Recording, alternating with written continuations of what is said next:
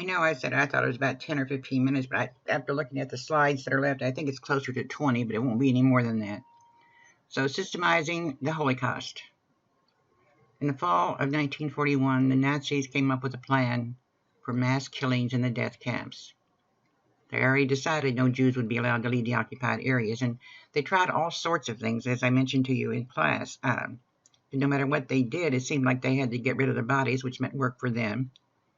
Had to destroy the bodies. I mean, there was just so much hard work involved. There had to be some way better. They tried poison vans by putting people in a van and putting car exhaust in.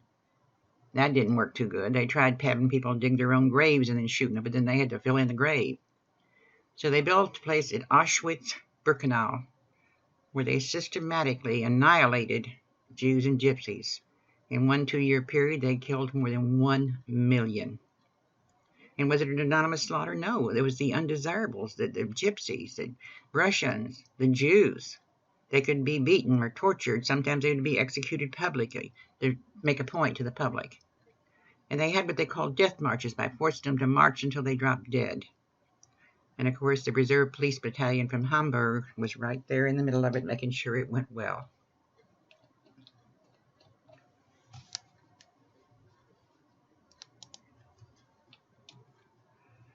Now, this is his final solution. The Jews are marked for death. As you can see, in all these different countries, they have taken a census, if you would, to find out how many Jews were there. And they had it all well written down. The Germans were very good record keepers. So when they either controlled these areas or they were planning on controlling these areas. And if you'll notice, Sweden, Finland, Switzerland did not have any Jews. Hitler's final solution, which is what it was called, for the Jews problem. On January the 20th, 1942, German officials met at Wannsee, just outside of Berlin, to discuss the final solution to the Jewish problem. They also discussed what they believed to be the remaining number of Jewish people in the territories they controlled or soon hoped to control so that they could eliminate them. So who knew about the Holocaust? Well, I think we discussed this just briefly in class. Now, you can't keep something like this quiet because you've got to have the cooperation of someone. You've got to have engineers to build buildings. You have to have municipal officials to okay approval to do things. You have to have train drivers. You have to have people who live near the areas and the camps. And there was more than 42,000 camps. There had to be no way they could not know what was going on. But anyone who did suspect the worst, well, they were terrified and powerless. They were afraid they would be the next ones to go. And then there were some Europeans who believed that there was a Jewish problem. Well, the Nazis tried for a while to conceal the death camps, but they got support. Well, what about the governments in these countries? Well, as pointed out, most all the countries that they had invaded or overrun and put puppet governments in, they cooperated in some respect, and usually with deportation of the Jews. Of course, Vichy France, which we've already learned, was responsible for deporting of Jews. Italians participated, but they kind of dragged their feet a little bit. Same with the Hungarian government. They dragged their feet, and in so doing, helped save a lot of the population that was Jewish in Hungary. Of course, any camp they have, they don't want you escaping, so the camps are designed to make resistance difficult or escape impossible. Yes, there were some rebellions at Auschwitz and Treblinka. Brutally crushed, just putting it mildly. They would be killed instantly. And if you happened to escape the immediate slaughter, when you were rounded up, you would be executed. In Warsaw, they had already deported 80% of the residents, but they still managed to find 56,000 Jews to kill. So when you start adding it up, nearly 6 million Jews were killed, of which 2.9 million were Polish. Some communities that were Jewish that had been around for hundreds of years were completely gone. 200,000 Roma people killed, and Roma is just another word for gypsies. 250,000 people with disabilities were killed simply because they had a disability, no matter what nationality they were. 5.7 million non-Jewish Soviet citizens were killed. 2.7 million non-Jewish Polish citizens were killed. So look at that. That's another 6 million and 3 million and almost a total of 8 million people. Now, these are just the Jews. These are not the military deaths. And here's just a picture of the railroads across Europe, where they would put them on their cattle cars and take them in. I think this is a film about one of the camps, if I remember right. If it isn't the right one, I'll just go on.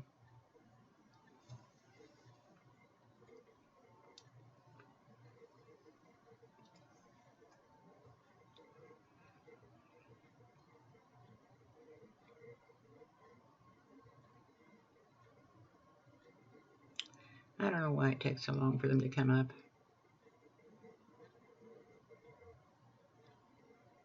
Well, I got a blue dot moving around. I guess that's a good sign. Here we go.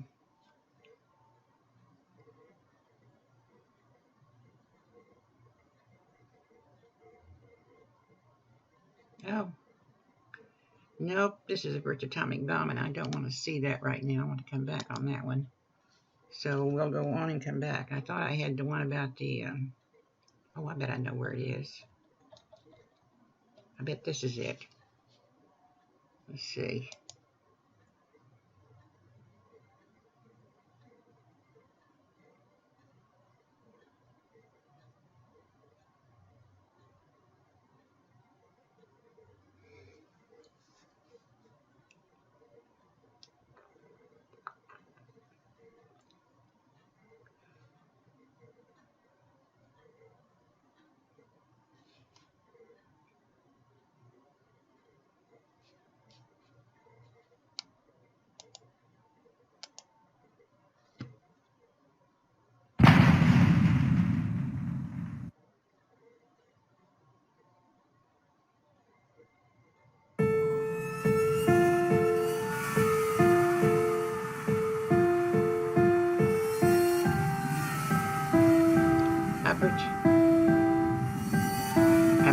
But anyway, whatever those 3 words were means, so work will make you free.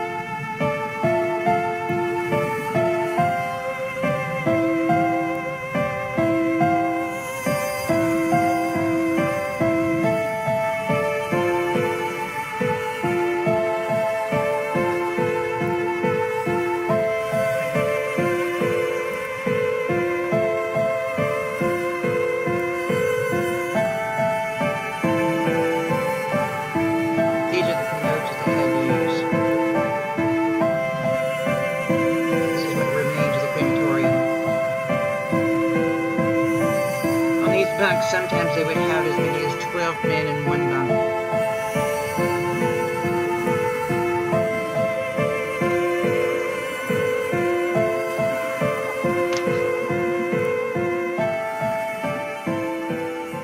Lest we forget.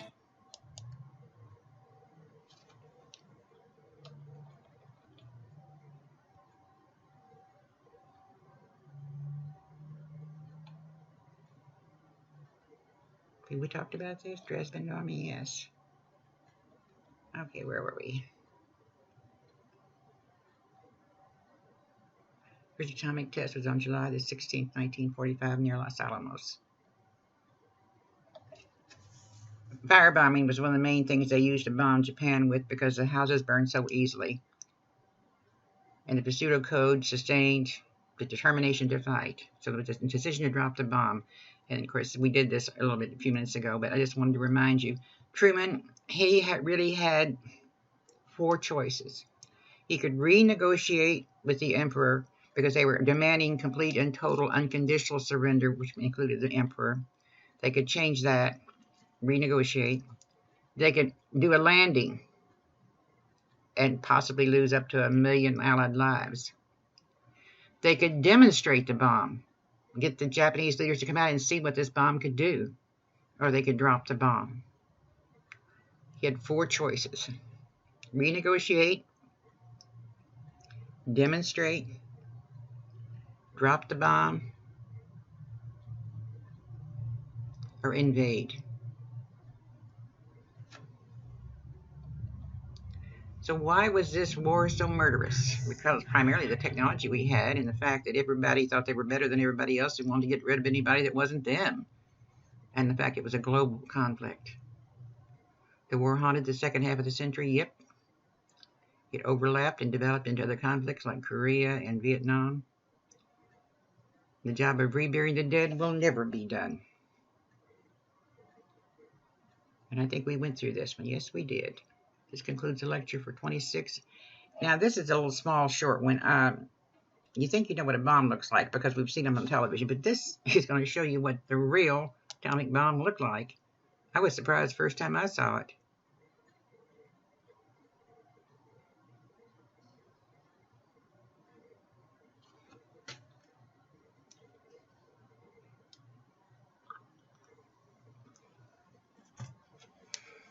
Well, there's my blue dot going around again, so it's doing something. You have to wait 2 minutes to see a 2-minute film. Here we go. Oh, this is 5 minutes. Is this the one I wanted us to see? No, this isn't the one I wanted us to see. The one I wanted us to see was back there, wasn't it? Okay. Need to back up.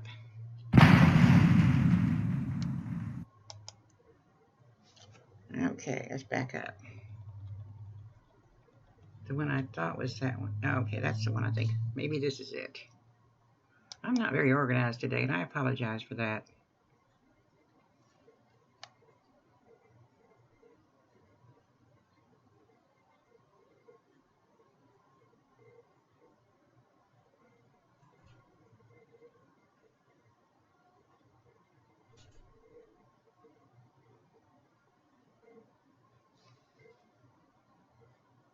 And not even 2 minutes. This is a picture of the bomb.